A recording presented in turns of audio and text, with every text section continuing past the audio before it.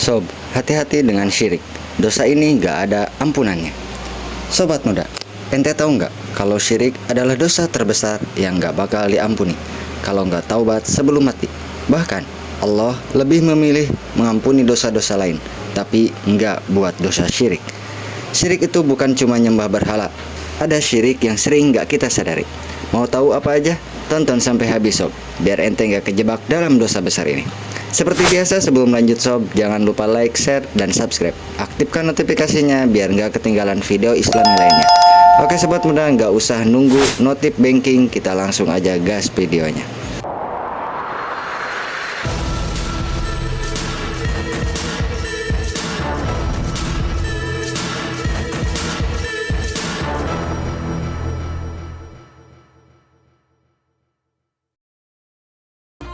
Assalamualaikum warahmatullahi wabarakatuh.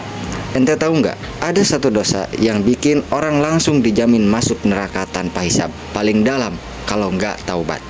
Yap, dosanya itu adalah syirik. Dosa ini bisa ngebatalin semua amal ibadah kita. Bahkan kalau ente udah sholat, puasa, haji 10 kali, sedekah sekalipun semua nggak ada gunanya sob. Allah SWT berfirman di dalam Al-Quran, sungguhnya Allah tidak akan mengampuni dosa syirik, dan Dia mengampuni segala dosa yang selain syirik.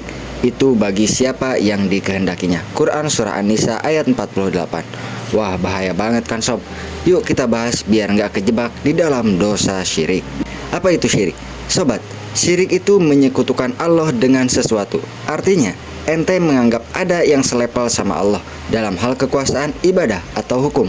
Allah SWT berfirman di dalam Al-Quran, sesungguhnya orang-orang yang mempersekutukan sesuatu dengan Allah, maka pasti Allah mengharamkan surga baginya, dan tempatnya berada di dalam neraka. Quran Surah Al-Maidah ayat 72.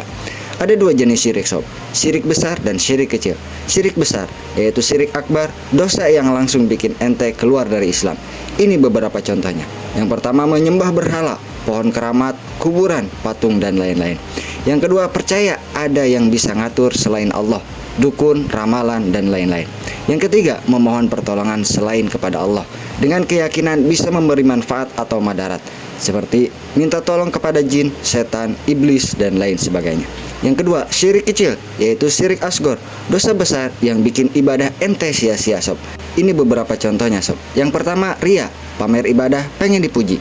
Penjelasan tentang ria telah ana bahas di dalam video sebelumnya. Yang kedua, percaya jimat, bisa bawa keberuntungan atau keselamatan. Yang ketiga, sumpah dengan nama selain Allah. Misal, demi nenek moyang aneh lah, demi apalah, demi cintaku padamu, pret, tai. Hati-hati sob, syirik kecil ini bisa berkembang jadi syirik yang besar kalau kita nggak sadar. Kenapa syirik itu bahaya? Sobat muda, ente tahu nggak kenapa syirik itu dosa paling ngeri? Ini beberapa alasannya. Yang pertama, Allah nggak bakal ngampuni kalau nggak taubat sebelum mati. Dosa lain masih ada peluang diampuni oleh Allah sob, tetapi syirik tidak ada ampunan dari Allah. Yang kedua, semua amal ibadah kita jadi sia-sia. Udah capek sholat, puasa, tapi batal gara-gara syirik.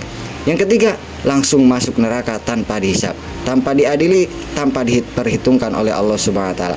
Gak ada diskon sob, gak bisa nego, gak bisa nyogok juga para malaikat. Allah SWT berfirman di dalam Al-Quran, dan sesungguhnya Allah telah wahyukan kepadamu dan kepada nabi-nabi yang sebelum kamu, jika kamu mempersekutukan Allah, niscaya akan hapuslah amalmu, dan tentulah kamu termasuk orang-orang yang merugi. Quran Surah Al-Jumar ayat 65. Waduh, bahaya banget kan sob.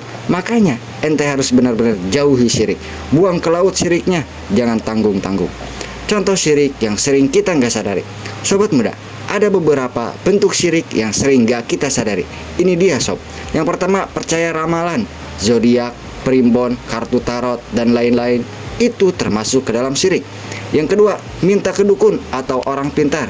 Pengen sukses tapi dengan cara mistis. Aduh, repot nih orang kayak gini. Dukun aja usaha, praktek buka dukun supaya dia dapat cuan. Ente malah ke dukun. Yang ketiga, menganggap jimat punya kekuatan. Gelang hoki, cincin sakti, dan lain sebagainya. Yang keempat, pamer ibadah biar dipuji. Sholatnya khusyuk pas ada kamera doang. Udah gitu, salah pula. Makanya belajar sob. Yang kelima, nyumpah dengan selain nama Allah. Misalnya, demi umi aneh nggak bohong kok, demi cintaku padamu, empret. Rasulullah SAW bersabda, barang siapa mendatangi peramal atau dukun lalu mempercayainya apa yang dikatakannya, maka sholatnya tidak diterima selama 40 hari. Hadis riwayat Muslim. Wow, amazing. Gak sholat dosa, sholat juga percuma, gak diterima. Haduh, rugi bandar ini mah. Nah, ente masih mau main-main sama syirik, sob? Kisah orang-orang yang celaka karena syirik. Sobat muda, ente tahu nggak siapa orang yang pertama kali ngajarin syirik? Ya, iblis. Dia ngajarin manusia buat menyembah selain Allah. Allah berfirman di dalam Al-Quran, sesungguhnya setan itu adalah musuh yang nyata bagi manusia. Quran Surah Al-Baqarah ayat 168. Terus sob, ada juga Namrud. Dia ngaku Tuhan, akhirnya dibunuh sama nyamuk. Untung bukan sama beru ya sob. Allah SWT berfirman di dalam Al-Quran, maka Allah menghukum dengan azab yang menghinakan di dunia dan di akhirat. Quran Surah Al-Ankabut ayat 40. Lagian sob, kalau ada orang jualan jimat anti miskin, kenapa dia masih jualan? Harusnya dia yang kaya duluan sob. Minta kaya sama dukun, dukun aja usaha sob jadi dukun. Minta jodoh sama dukun, dukunnya aja jomblo. Cara menghindari syirik. Sobat muda, kalau ente gak mau terjerumus di dalam syirik, coba lakukan ini. Yang pertama, pelajari tauhid, biar ente ngerti mana yang benar dan mana yang salah. Yang kedua, jangan percaya sama dukun, peramal, atau mistis. Yang ketiga, tawakal cuma kepada Allah. Jangan bergantung jimat atau benda mistis. Yang keempat, jangan pamer ibadah, luruskan niat, semua karena Allah. Yang kelima, sering-sering istighfar dan minta perlindungan kepada Allah dari syirik. Nih doanya. Ya Allah, aku berlindung kepadamu dari mempersekutukanmu dengan sesuatu yang aku ketahui, dan aku memohon ampunan atas apa yang tidak aku ketahui. Hadis riwayat Ahmad. Jadi jangan main-main dengan syirik ya sob. Oke sobat muda, yuk jaga tauhid kita, jangan sampai amal ibadah kita sia-sia gara-gara syirik.